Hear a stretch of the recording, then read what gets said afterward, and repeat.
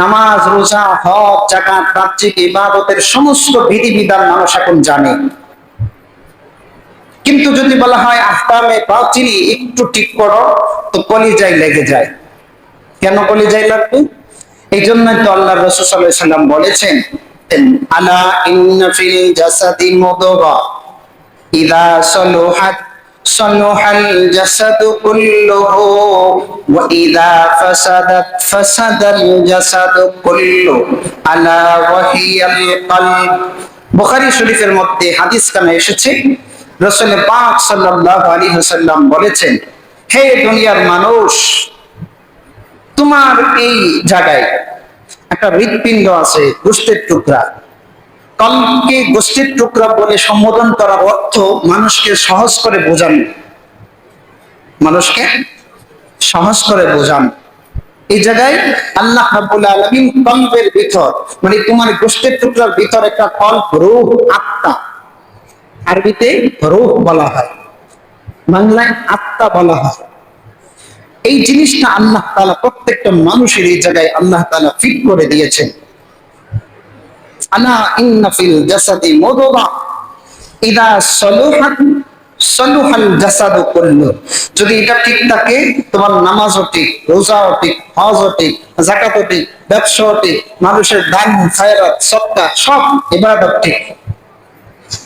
ইযা সালুহাত সালুহাল জাসাদু কুল্লু ওয়া ইযা ফাসাদাত ফাসাদাল জাসাদু কুল্লু।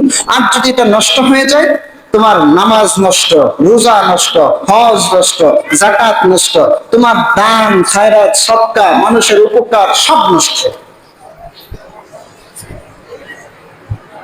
এজন্য ইসলামী শরীয়তে এটাকে আরবিতে বলা হয় তাসকিয়াতুন নফস, মানে নফসকে পরিশুদ্ধ করা। আল্লাহ তাআলা সূরাতুশ শামসে 14টা কসম খেয়েছেন। গত জুমায় বলেছিলাম, 14টা কসম খাওয়ার পরে বান্দাকে সম্বোধন করে আল্লাহ বলেন, কাদ আফলাহা মান যাক্কাহা ওয়া কাদ খাবা মান দাসসাহা। সেই সফলতা যে আত্মশুদ্ধি অর্জন করেছে, এবং সেই ব্যর্থ যে নিজেকে কলুষিত করেছে।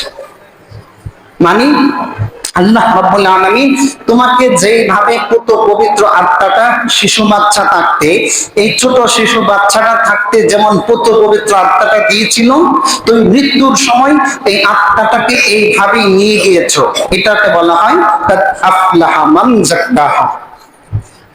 আর তুমি মৃত্যুর সময় শিশুকালে যে কত পবিত্র আত্মাটা আল্লাহ তোমাকে শৈশবকালে দিয়েছিলেন, ওইটাকে মৃত্যুর সময় যাওয়াকালীন তুমি এটাকে কলুষিত করেছো, একটা গুনাহ করেছো, রাসূল বলেছেন একটা দাগ করেছো।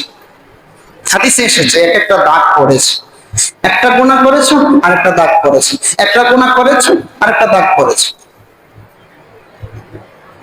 আমার বাপ আপনাকে সম্বোধন করে আল্লাহ তাআলা বলেন, ইয়া আইয়ুহাল্লাযীনা আমানুত্তাকুল্লাহ। এই আত্মশুদ্ধি অর্জন করতে হলে তুমি তাকওয়া অর্জন করতে হবে। ওয়াকুনু মাস সাদিকিন, এবং তুমি সাদিকিন যারা তাদের সাথী হবে।